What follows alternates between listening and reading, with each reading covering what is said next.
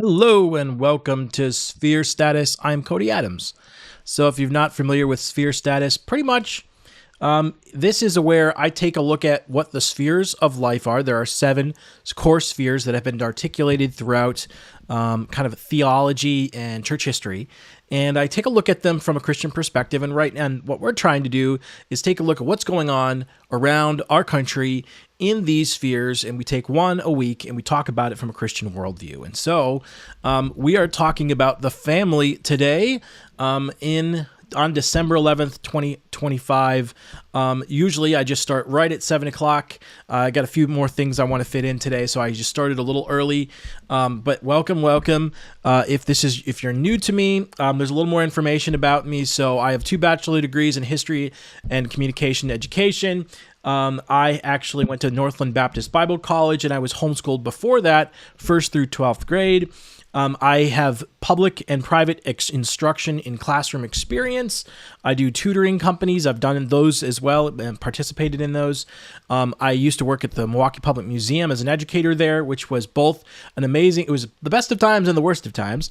And you will be hearing more about that. And of course, I do media production, both educationally and informationally, as well as for people like small businesses and nonprofits who would like to have additional media that I can help them out with. Something I do. And I've also loved to come and speak at different events, at politics, or at your church, wherever there might be an opportunity where we can share and network about the things that needs to be talked about today. So a little bit about my story. I was raised in Kenosha, Wisconsin and Racine, Wisconsin. And then when the riots hit in 2020, I was living here in Kenosha, and the lockdowns and riots and everything that was going on, the Rainbow Rebellion, all the people getting sick, people passing away. It was a chaotic time. And with all of the chaos and the confusion, I started to really figure out, this world that we thought we were living in, it was completely broken in half. I thought we were can all be, kumbaya kind of thing. And if I was just a nice Christian, that people would accept me. And I started to realize, no, actually, Jesus's words were true, that they would hate you, and they hate you because they hate me. And this is not something that was felt right to me in the circles I grew up in. And the world of 2020 completely broke that. And so I had to return to my own foundations of study that I grew up with. I grew up very well, educated in homeschooling and through college education. And all the answers were there, but I had kind of not put them all together yet as an adult. And so I realized I had to examine what broke in our society. And that examination during the 2020, 2021, 2020, 2022 really transformed the way that I understood the world and what my responsibility is. And what it ultimately came down to is it's the Christian, our silence as Christians and our surrender of the society around us. That is why the world was so broke and why the world was so woke. And so that starts with me. It's my lack of where I was and what I was supposed to be. Obviously, we are all trying to be Christ-like. And so if we really were, that would have changed everything. But since we're not, we've got a problem. And so what I started to realize in my study and coming away from this, and of course, kind of reconnecting to my 15,000 hours of academic study and experience in teaching history and theology, is that God has an amazing plan for history, that he has a design for society, and that it's actually my responsibilities as an individual Christian to enact God's plan and design, because he chose to include his people to be the ones to be his body, right? And it's not just the formal institutions, it's every individual's Christian responsibility to accomplish the Great Commission and to bring God's order in all of life.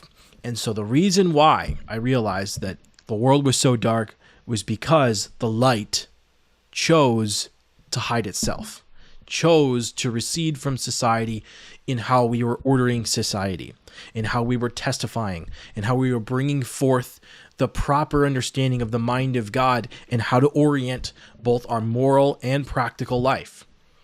And that's why society broke, because we hid the light. And so I couldn't do that any longer. God called me to recognize that my role is to be a part of that. And so my message is that every redeemed but broken vessel has a role in God's plan for history. And so Scripture is society's building codes. They're not a blueprint, but they are building codes. They give us the core fundamentals that we have to have in order to have a properly ordered and just society in every square inch of it. It talks to all of it, and it requires faithful stewardship by the people of God in every square inch in order for us to literally live according to the way God has called us to live. And so that is what my message is.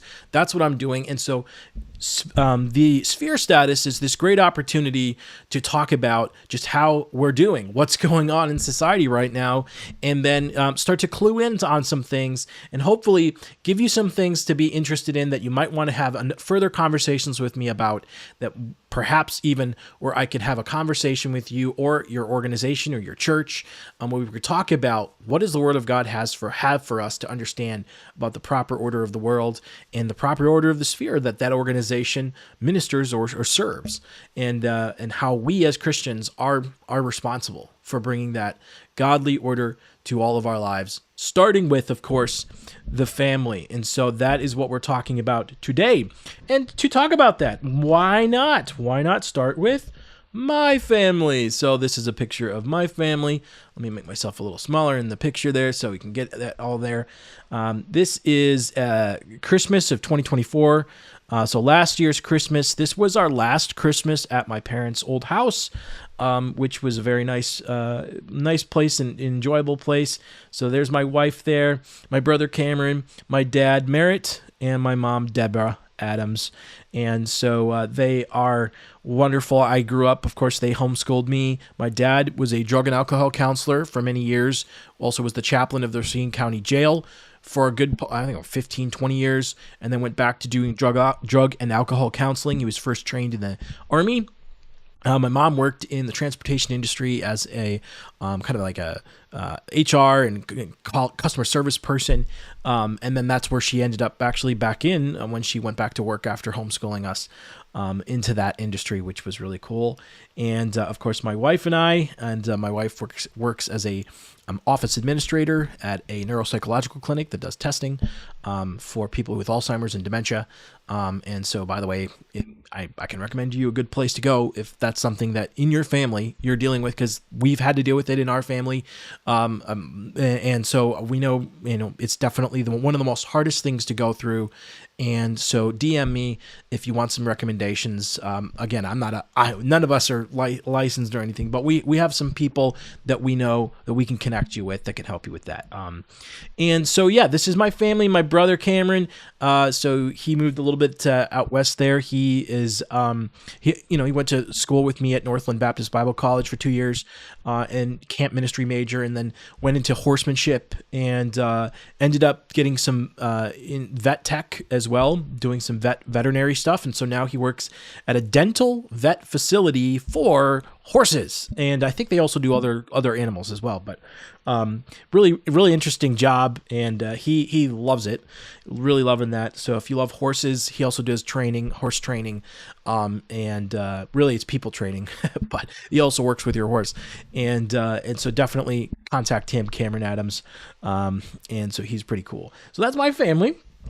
And so I wanted to talk about a little bit about what's kind of some of the fun things that's been going on. Just start off this sphere of discussion with some fun things. So let's see if I can get this thing to advance here. There we go. So here is something kind of fun. I come from my grandmother was a full Italian, and so we obviously loved Italian food. We still do, and there's some amazing Italian food. We usually love tenutas in Kenosha, but this is a pretty cool place that is pretty awesome. Fortunato's brothers, and so then their cafe, and It's a pretty amazing place. And look at this giant family-sized... Cominciavo a volare nel cielo infinito. Giant family-sized cannoli. Oh, cantare. Oh, nel blu dipinto di blu, felice di stare lassù. Oh man, I love cannoli. It's so good. I only have it very rarely because there's just so much sugar and everything, but it's amazing. Oh my gosh, it looks so good. Now that right there, we need this in our lives.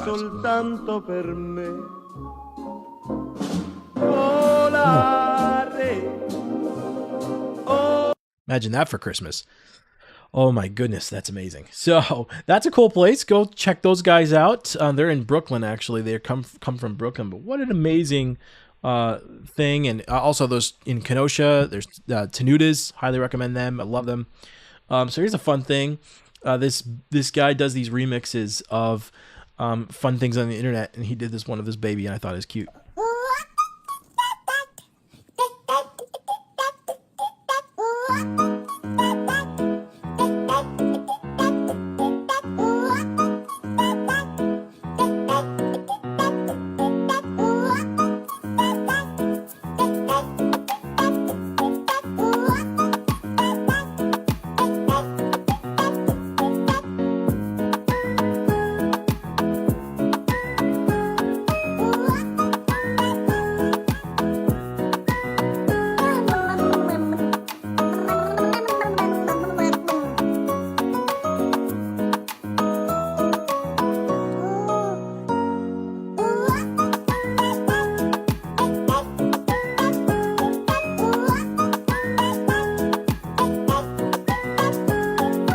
That is so adorable.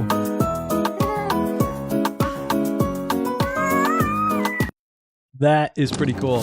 So highly recommend checking out that guy. I don't know what's going on now. Okay. French Fuse. He's got some really funny and amazing stuff. Truly amazing what you can do today with all the different tools that really anybody can do. But of course, you've got to be a little bit more talented like this guy to be able to put something like that together. But wow, that is pretty cool. And hilarious, and oh my gosh, what an adorable baby. Here is something that I find is, and let me tell you, man, when the winter comes and your wife, it definitely, they call it summer is the women's winter. Well, winter is winter. Okay, so you know how this goes. What happens when your wife has that time of year?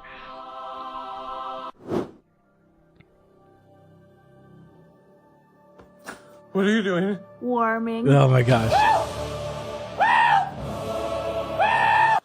Thanks, babe. Oh my gosh, that is so me. And my wife she's always cold, and I'm not always warm, but I'm usually very warm, and so I run warm, and yeah, in bed, and all of a sudden, freezing or snuggling, and I can't believe it. I'm like, why you have no socks on? You have no socks on. Go put some socks on. You need socks. You're ice blocks. You're walking around with ice blocks. Why do you do that to yourself? I don't know. She seems to love it. So, tell me in the comments if this is something that you have like this. Share this with somebody. Really highly recommend. By the way, these guys are hilarious. Micah and Sarah, if you find them on Facebook or on some of the others, they're also on TikTok. Michael and Sarah, they are hilarious, and they do really funny like couple skits. Very highly recommend them. Very cool.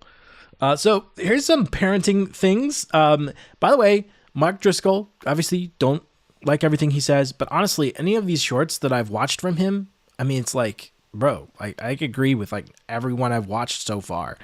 And so you might not like everything Mark Driscoll says if you know who Mark Driscoll is, a pastor. But man, he hits a lot of nails with the hammer very, very well. So let's listen to this one. POV, you're a dad that's not putting up with any drama today.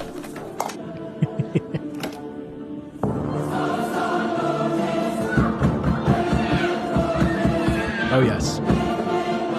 So there's two parenting styles, management and leadership.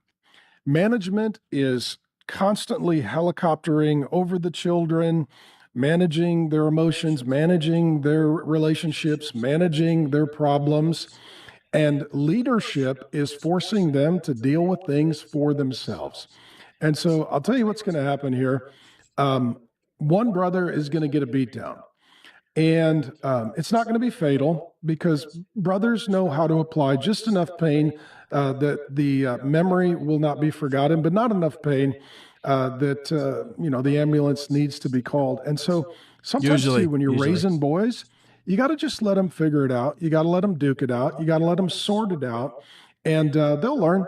And usually, an appropriate beatdown from a brother is a discipleship moment. It's so true. Some of your moms who are the first type, you may not agree with that last sentence, but let me tell you, sometimes you have to understand, boys in particular, they have to understand there's limits. Okay, there's limits. You got to have limits, and you can't be picking on people and then all of a sudden expect nothing to happen to you. So sometimes certain things have to happen to teach lessons, and obviously, I don't agree with having to do that kind of thing, meaning you should be teaching them as much as you can to be as peaceful as possible. However, sometimes some people have to be put in their place. They have to learn from their mistakes, right?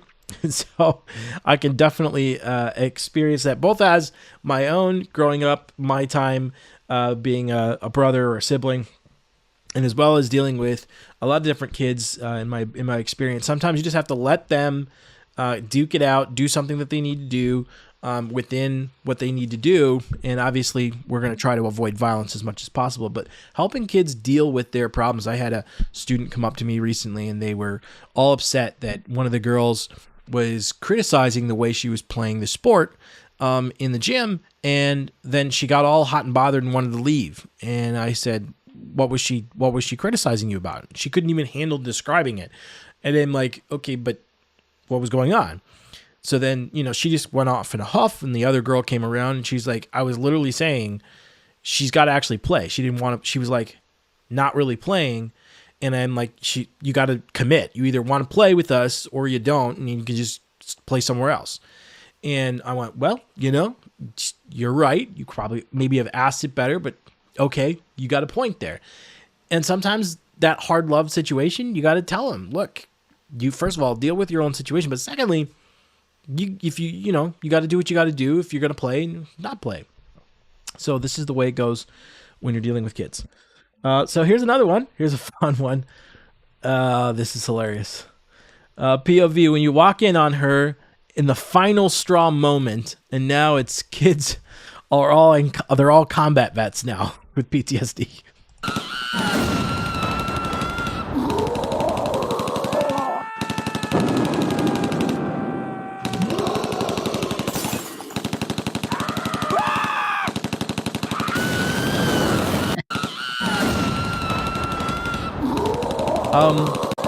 There's got to have been, I can think of many times where there was one of those moments where my brother and I fighting or whatever, and my mom was dealing with it, and my dad walks in, and this is what he had to deal with, and I'm like, oh my gosh, you got to do what you got to do, and it's like, maybe I'm just gonna go take the dog for a walk. I'm just gonna come back later.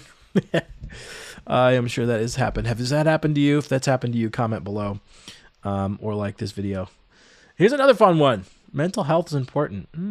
When your son says he needs to take a mental health day. Hey, son. Oh, hey, Daddy. I love this You guy. unwell? Yeah, I mentally? just don't feel it. I don't feel it today. Oh, I just thought you stupid. Well, that's mean. Well, listen, we're going to fix that, okay? Okay. I called my buddy Donnie Williams. You know who that is? Mr. Donnie the roofer? Yeah, he roofs. Yeah, he's going to be roofing this week, too. Yeah. Health. I called him. I said, listen, my son needs a mental health day, and I'm thinking about just giving him a whole week. Wait. And I said, he's mentally unwell, but he's physically fit as a horse. Daddy, I think Couldn't I'm have gotten so- away with this. Do you need another hand, Donnie? kid. He said, shoot, I need all the help I can get. So this week, you ain't got to go to school. You can take all the mental health Come on, Dad. vacation I'll you go to need. school, Because all right? working with him, if you see the boys he works with, They're all illegals or convicts. they all mentally unwell. You know what I'm telling you? There's something wrong with you. But you need a pack of Marlboro Reds and a Cowboy lunchbox killers? and That- a hammer. All right, I got all three of them in the shop. Daddy, can I please just go to But you need school? to get them because you're going to be working with him the rest of the week. Okay? Daddy, I think I feel All right, I better. love you. really- Yep, He's that's feeling him. better He's all of a pulling sudden. up right there. Okay. Daddy, I really... Get up! Yes, sir. Oh yeah. Yeah. So, you know, okay, we understand you have a bad day, something like that. But one of the things that really solves that, doing something practical, getting to work. Now, some of it's better to just do chores, but maybe you got to teach your kid a lesson sometimes. Hey, you know, yeah, you want to take a mental health day? Great. Go roof this guy's house. Go shovel this lawn, or go shovel this driveway. Go mow this lawn. That's your mental health day. Work, honestly, we're designed to lift a load. And so when we're having a hard day, honestly, if we have a hard emotional day, it's actually really good to get exercise. So, I mean, you can have them go to the gym or whatever, but there's a lot of practical physical stuff that you can have them do to help them with that problem. Okay. Get that energy moving somewhere productive, right? Rather than just, you know, wasting it on a punching bag. Have them tote some hay, you know, have them move stuff, have them rake the lawn, have them do something physical with that day. And so that's something that I've known for myself. It's super helpful, that kind of thing, particularly when you're raising kids. This is so important. Yeah, you can have a day where, okay, you know, someone, you know, dumps you or, you know, you bomb a test or whatever. Okay, great. You know, sorry to hear that. You empathize, you hug them. That kind of thing. Now, get them moving, because honestly, the worst thing for someone in a place of dark place is to do nothing. It's the worst place. So to have them take a second, you know, collect themselves together, and then have them get moving, because that is so super important, especially for our young people who really. This is a lost art today, and I think, generally speaking, this is the correct thing. By the way, this guy is hilarious. Highly recommend you follow Trent Ellis, another real great guy. Studied at Mississippi State. Really hilarious guy. This is funny. So this lady does voiceovers of her kids when they leave something, like she's a newscaster. This is funny.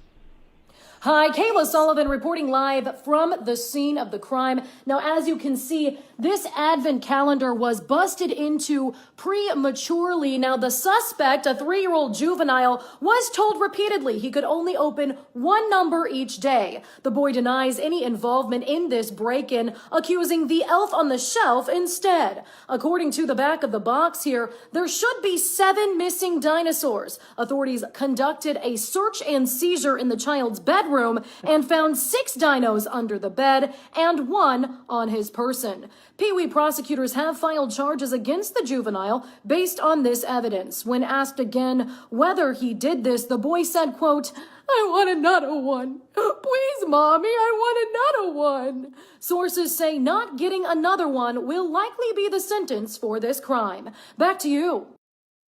I always say this with ice fish, it's not the size She of... was so good with that. Like, I don't know if she's an actual newscaster. Kayla Sullivan. Man, that was hilarious. I saved that, and I'm like, oh my gosh, that is hilarious. And that's such a practical example. Oh my goodness. And so I thought you'd appreciate that. You guys know about Sebastian, right? Talk about family. You want to talk about family? All right. You listen to Sebastian Maniscalco. If you've never heard of him, he's an Italian comedian, Italian immigrant, American comedian. Hilarious, bro. Actually grew up, I think, in the northern Illinois space. So not too far from us, in southern Wisconsin. And my wife, generally from my wife's area, I think. So yeah, listen to this. It's funny. When you go over to somebody's house and you're invited over for dinner, bring a framed picture of your family, right? And place it somewhere in their home, right? You don't tell them that it's there you'll get a call 2 months, and they're like, "Did you leave?" Totally gonna try this sometime. Photo? I have a particular It's a friend of great mine. little prank that I've been doing for the last 6 or 7 years, and it's just such a great. When you get that phone call that they found it, it's amazing. Dude, that would be hilarious to actually do. Is to just drop that photo album right there. I already have like 2 or 3 friends picked out, just like as a fun prank, especially during the holidays. It'd be hilarious. So I thought he's hilarious. If you haven't had a chance to go listen to Sebastian Maniscalco, and you can just binge him online. But of course, listening in person is pretty cool if you can afford that. That's something you can want to do. Like a nice date night. Here's another funny little sketch. Matching my wife's energy. We do not run and scream in the house. Playtime is over. No. We are sitting down and calming down. Do not kick balls in the house. Now go sit down. No, man. I play Candyland? No. We're not playing Candyland. Now go sit down. Why can't he play Candyland? You need to calm down. He is a child. I was just doing my... Come on, baby. Let's go. Double standard. The double standard is the standard. Usually, in most homes. Actually, my wife's pretty good about that. I'm very thankful. She has a fairly consistent standard. The only double standard she really holds is the standard of she gets to take from my plate. She gets to not order something, and then no, I don't want anything. And then I order what I want, and then she's like, and like, and can't do that. This double standard. There's occasional double standards, but this is one I can anticipate. You got to be realistic. Got to kind of approach this like matching. But if you've got a stay-at-home mom, she's with them all day. There's a certain threshold of ability, of craziness that any human can take. I get that. This is another example of another hilarious thing. If you've not followed the classics, they are hilarious, and this is pretty funny. How your mom and dad teach you a lesson. You gotta unmute it. That would be helpful for you. Hey, we're back. Hey, Dad. What's up? Did y'all eat? Yeah, we ate. What? Because I asked Mom to get me some. Did she get it? Did y'all get it? Oh, teenagers especially. Hey, College students living at home. Did he ask you to bring him something to eat? I forgot. Wow. Yeah, and you told me, and I forgot to. That's crazy. Wow, people forget things, right? Yeah, that's crazy. I mean, you definitely understand, right? Like, we asked you to clean your room yesterday, and you forgot, and take out the trash. But, you forgot. So now we have to deal with trash for a whole nother week. So, you definitely understand, I would assume. But, we will definitely try to make sure tomorrow, we don't forget. I want to keep repeating that. Come on. I always say this with ice fishing. Giving them to teach them a little bit of their own medicine is very important. Consistency as well. And I thought you'd appreciate this with the holidays coming up. Someone did this funny thing where they did a resketch of Home Alone. If they had Ring cameras, if Home Alone was filmed in 2025. And once again, I got to make sure this is unmuted. You go to the back, I'll go to the front. Can I help you? What was that? You know I can see you, right? Oh, just forget what I said to my buddy, okay? We're actually the OK Plumbing Company, and, I got a call about some clogged drains. Yeah, no.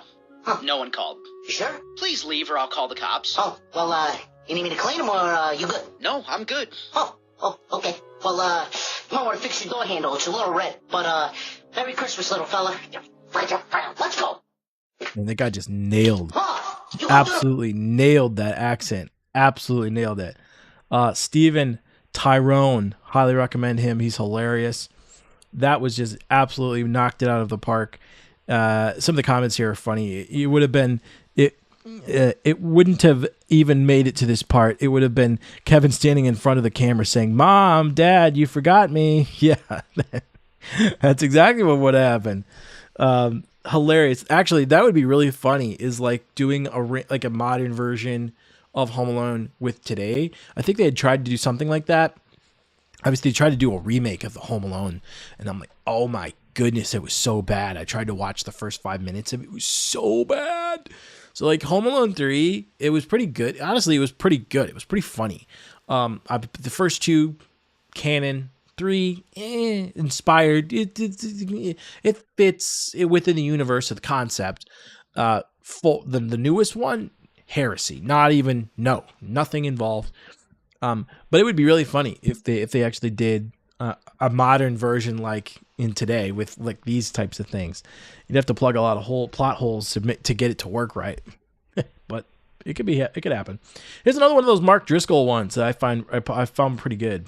I spanked my children. We had a deal in the house. There's a set penalty for breaking this rule. If you break the rule, you're going to get that penalty. If you lie about it, the penalty is doubled. So it's like my boys, it's like you don't hit girls. If they haul off and smack, their sister comes in. He hit me. She's crying, there's a red mark on the side of her face. Call him in, it's like, did you hit her? If it's proven that he did hit her, there's going to be like 15 licks. If he said, no, I didn't hit her. Oh, son, don't do that. No, I didn't hit her. And then 2 of the other siblings come in and say, he did, we saw it. Well, he got the 15 licks for hitting his sister, but he got 30 licks for lying about it. So he got 45 licks total. A little bit of pain today can save a lot of pain tomorrow. That's the point of discipline and correction of a child. It's not to punish them, but it's to remind them when you sin, you cause pain to others, you cause pain to God. That's going to bring some pain to you. And it is honestly part of the discipleship process. That's where gentle parenting is actually godless parenting. And you shouldn't abuse your children, but you should have correction and there should be discipline. Otherwise, you're not going to raise a disciple of Jesus Christ. Never discipline out of anger. Calm down. Meet with your father before you act as theirs.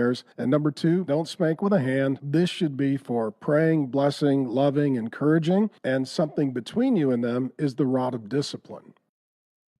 Now, obviously, I know that is we had a deal in the house. Controversial topic today, but let me tell you what, I am so grateful that my parents properly spanked me, never ever abusively, because the whole point of it is helping you understand there are real world consequences that happen, corporal punishment. There are real world experiential punishment for certain things. And so when you lie is one of those core things. That is one of those topics that is just so underdone today. And that's why I love this one topic here.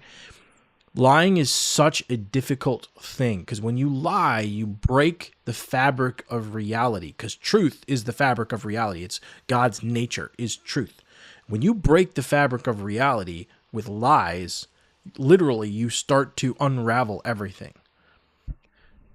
And this is why believing lies, eventually, literally God gives you over to those lies, right? Romans 1. And so it's so important that you completely safeguard truth and the telling of truth, and you guidepost it with your kids, because if they learn to lie, that is one of the most destructive things that could possibly they could possibly learn is to lie and to feel like it's not a big deal. So I really think that was a lot of wisdom there. So we're getting into some of these good discussions theologically here. So something to mention is ultimately when we're talking about where the family began, obviously we've got Adam and Eve, and they were told, be fruitful and multiply. And so this is the dominion mandate. By the way, people freaking out about the dominion mandate. Are you saying you're against families? No. Well, that's where the first occurrence of that is in the Bible, is the dominion mandate to have children and then disciple them. So we shouldn't be afraid of that word dominion. Okay. It might have been distorted by people that you don't like, and that's fine.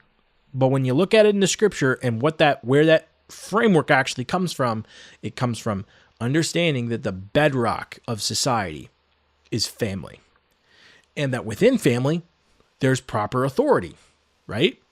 Well, one of the things that's important to understand about Genesis is obviously as Ken Ham talks about, it really, the foundation of your theology starts in Genesis, and Genesis 1 through 11 explains most of the world. When you understand Genesis 1 through 11, you get the framework, a lot of the framework for the world and the way it's supposed to work, and the way we're still called to make it work. And one of which is that the responsibility of the father or the husband is to kind of be the family shepherd. So there's three governances: family, church, and civil government, all three governances. The family, the church, and the state all do the role of shepherding in a different fashion. The father does it with the family and their children. The head elder does it in the shepherding role in the church body, which is a group of families that are covenanting together. And then a lot of different group of families and or groups of churches covenanting together is a civil government, and in particular the way we think about it in America, different from being under a king. Our Constitution, which is a civil government, is a civil covenant. That's what a constitution is a compact between groups of people. In this case, it was the groups of the states created our Constitution, right? It would be a covenant of states. That is what allows us to understand proper order, and we have civil governors, civil servants, whose job it is to facilitate and continue this civic project of ours collectively, as individual states and then as individual citizens. And so this is the most important thing when we're coming back down to the family. The family is the bedrock of it's actually bottom up. The family is the first government. And so what we see in the scriptures is that the role of Adam was to shepherd his wife. And what happened? The first Adam stood by idly while the serpent stole his bride. His job was to be there and whack that serpent, right? And also to correct it, right? But then the last Adam, I don't know if you know this parallel about Jesus, he's called the last Adam. First Adam failed, sinned, right? The last Adam, son of Adam, kind of parallel there, struck the serpent to rescue his bride. Okay, that's actually testified that actually is what the purpose of that scripture in Genesis, I believe 3:15, is like literally the framework of what's about to happen. The seed of the woman, from the seed of the woman will come the one who will crush Satan's head. And in the process, Satan will just bruise his heel. And we know that Christ was bruised for our transgressions, broken for our transgressions, and was sacrificed himself to make us right with a holy God, being fully God and fully man, the last Adam, the last true, the correct man. And so in our nature of Christ, in the way he's designed us to operate, to reflect him, to reflect the order he's made, it's the man's job to be shepherding his house spiritually and practically. And part of that shepherding is training.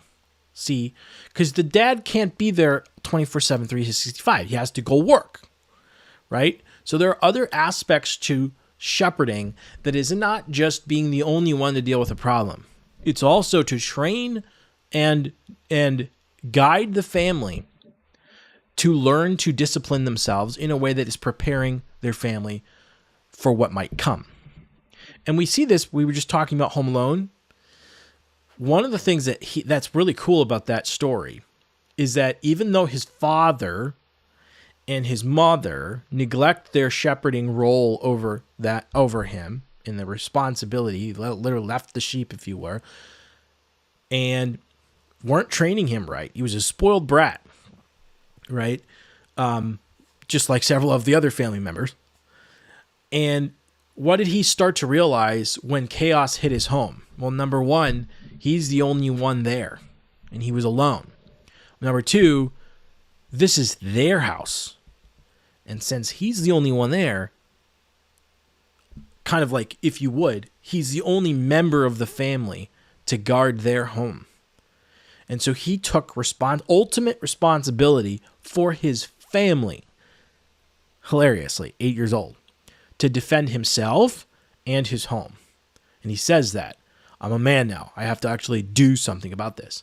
And we see him doing all of these literally household responsibilities independently.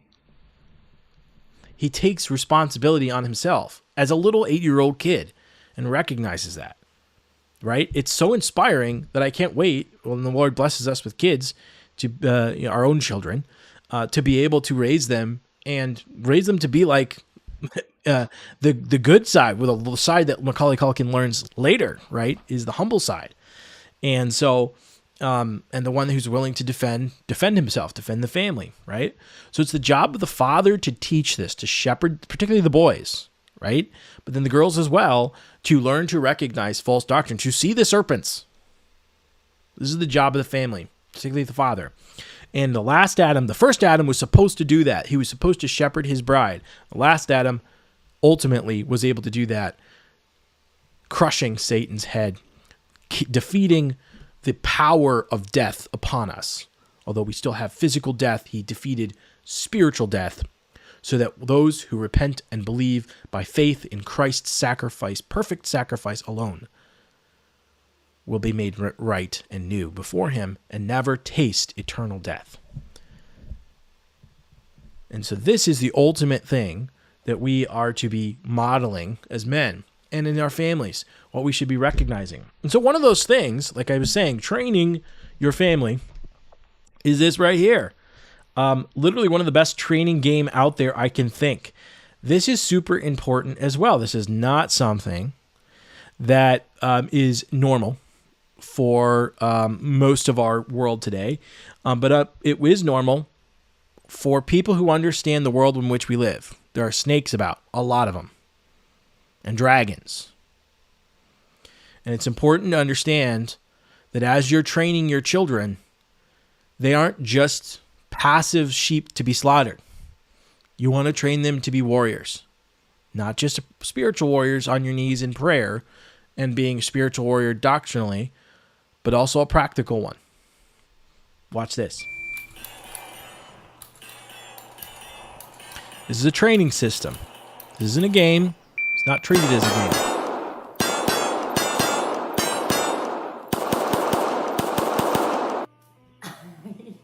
Okay? Now that is what you need to be doing with your home, is actually training for the defense of your home. Mostly the defense of your family, right? And the defense of others. And that's something that not everybody understands today until bad things happen. So we all have to be disciplining ourselves. By the way, there are a lot of different trainings that you can find online and in person that handle that. I know Henry Perez, by the way, if you've never seen, if you know Henry Perez, just a man who's trying to do God's work on many planes, and one of which is bringing law and order to Racine by running for sheriff. But he also trains people to actually defend themselves properly, conceal and carry, as well as their churches, trains church safety, right? So there's a couple different workshops that you can take a look at from the official conceal and carry national one, as well as things that he offers. He's a trainer with them and does his own type of training for church safety. Highly recommend you check out Henry Perez as well. Definitely take a look there. And then, by the way, another aspect that men will have to watch out for as a family is this is becoming more prevalent. Is this idea that polygamy is okay? When Jesus clearly says it's one man and one woman here, okay? It's not okay. It was a construct in the ancient world, but as Jesus explains, similar to divorce, the divorce is only allowed because of your hardness of heart.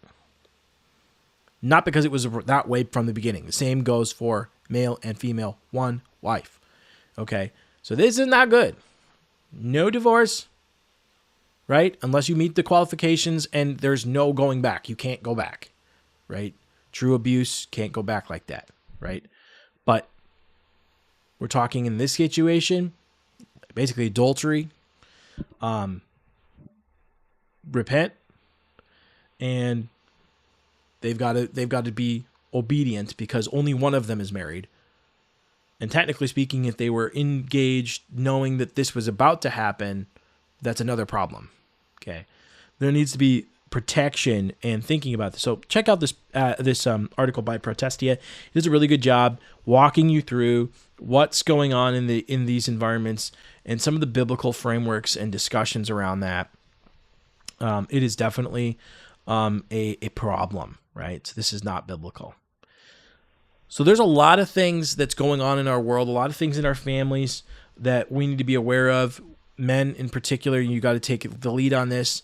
One of the next biggest things, which I don't think I have a slide for now, we don't have a slide for, but one of the big things that I just want to touch on real quick is the fact that our world, one of the biggest problems that's going on right now is that daughters are being neglected in discipleship.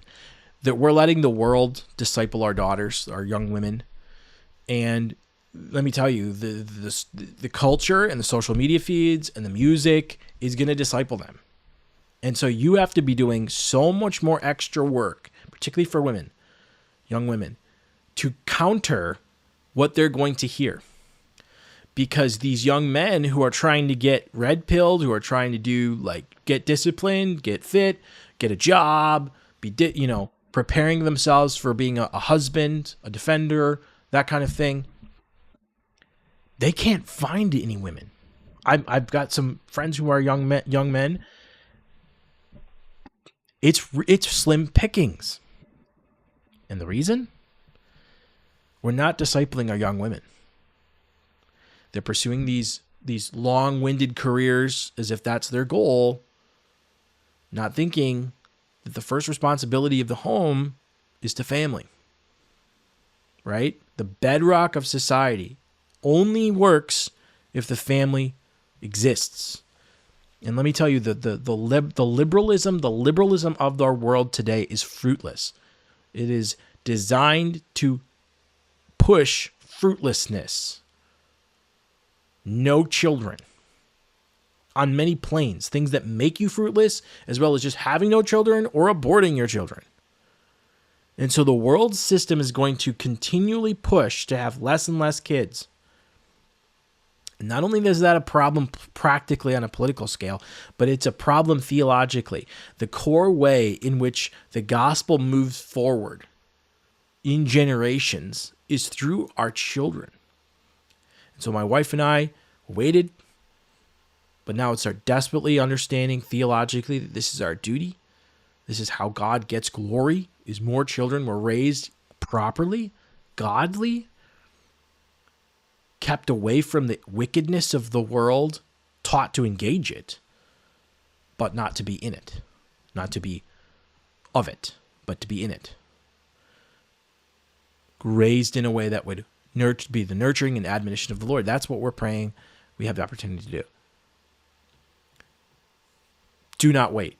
If you just got married or if you're about to get married, once you are married, get busy.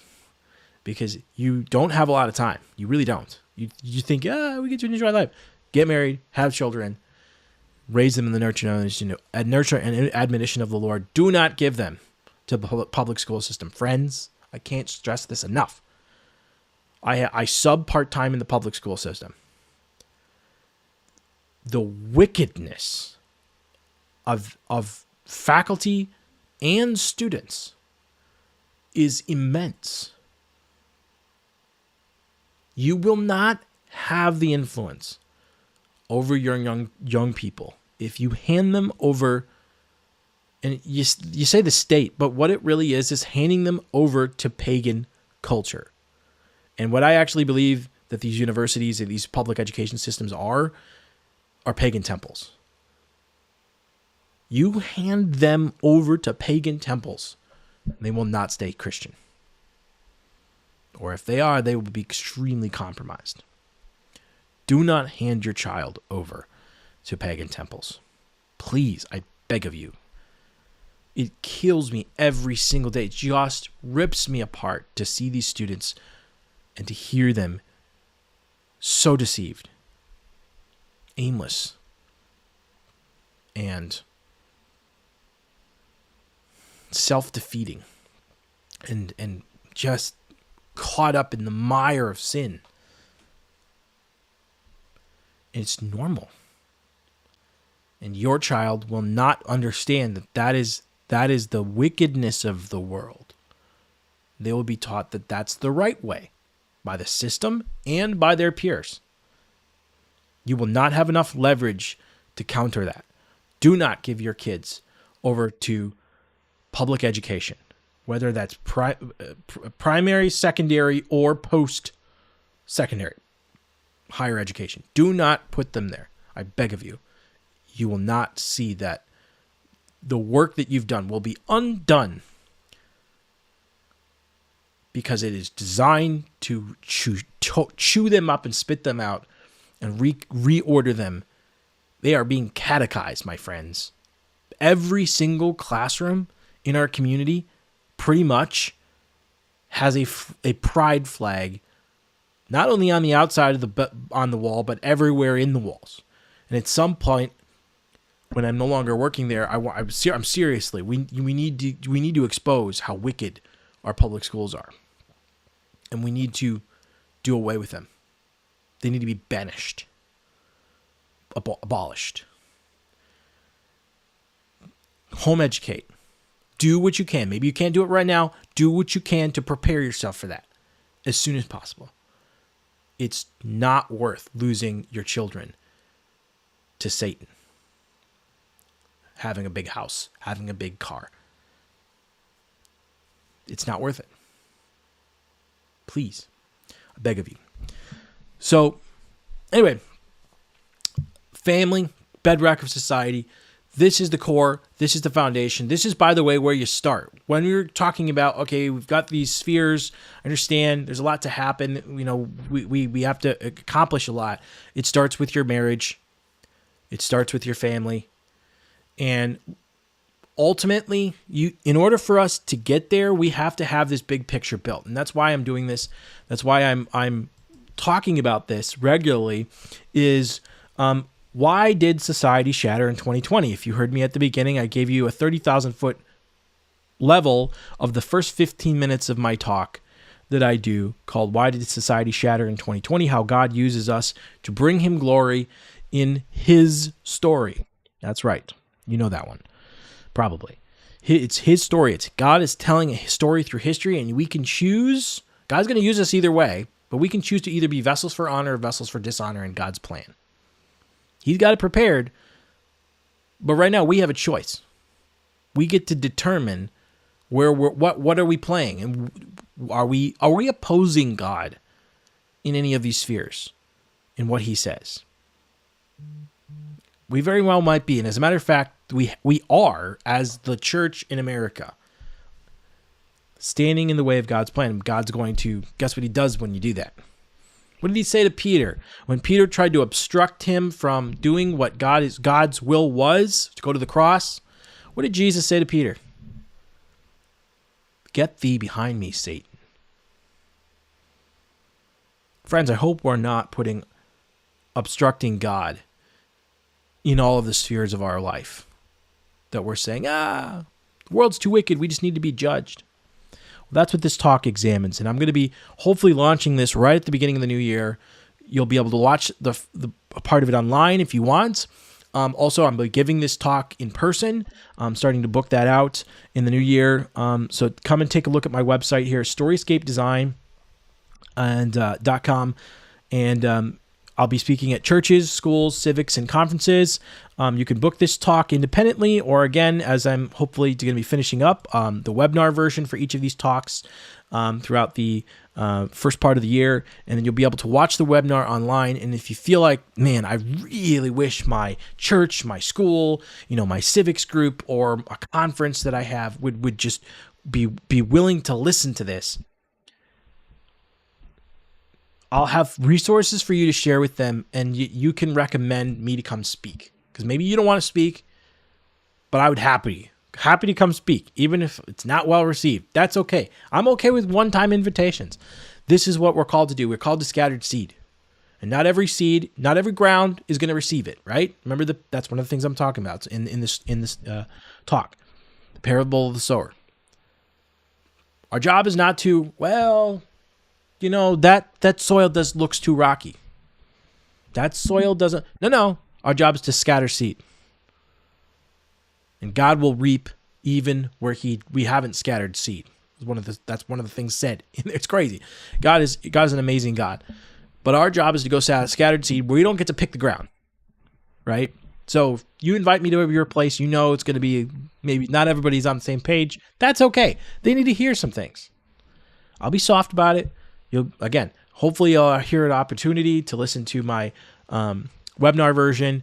And if you like what you hear, you can book me to speak in your church, school, civics group, or conference. And come onto my website. You can just send me a inquiry form if you're curious, or if you're even curious, you just want to listen to the webinar. Just send me this, and I'll get your name in there. And then when things are available, I'll be able to send that to you. So do that. And if you also want help with some media production, I also do that. You can contact me here and just kind of this is inquiry only, no commitments. Put your name in there, and just reach out to you and we can have a conversation, and I can help you with your organization, your church, with developing high-level media that impacts the world for Christ. You can also learn more about me. There's going to be more opportunities to do that in the webinar, but this is a little video, 10-minute video that I put together real quick to explain my origin story. You'll hear more of that in the beginning of my presentations, as well as every time I come on here to talk. So I would love for you to join me. Again, follow me on Facebook. That's primarily where you're going to see a lot of the content is here. Although the live streams, those will expire. They're only allowed to stay on Facebook now for 30 days. So if you want to see more of the previous live streams I've done, you can go to Rumble. Rumble is ultimately where you can see a lot of this, a lot of my live streams that I've done in the past. So you go to my Rumble account, Storyscape Design, and follow my Rumble account there, and then you'll get a chance to view my videos here. They'll be pinned up there. I'm going to have playlists as well that you'll be able to see over time. So I just highly recommend just taking a moment and following me there, and then hopefully we can have another conversation, because ultimately this is what we're doing right here. Bringing God glory in every sphere. That is our goal, is to bring God's glory into every sphere, as well as bring him glory. Is that making sense? Christ in the middle for all of life. Every square inch of our world needs to be brought into reference to God's building codes for those spheres, literally, and we build and exist in life in light of the scriptures. And when we don't, that's why darkness grows. Shade the light, darkness grows. Darkness only grows when light recedes, or you willingly you block it, right? Let's not do that. Let's not stand in the way of God's light hitting the people who are dwelling in darkness in our different circles. We need the light to come to them. My friends, the reaction will not be pretty sometimes. When you flip the light on, when people have been hanging out in the dark, they really don't like you. But that's what we're called to do. And then we can say, this is what we're called to do. We're supposed to be in the light, not in the dark. Thanks so much for joining me. Join me next week, Thursdays, 7 o'clock. You will see me here live on Facebook and YouTube and Rumble. I'm looking forward to seeing you then.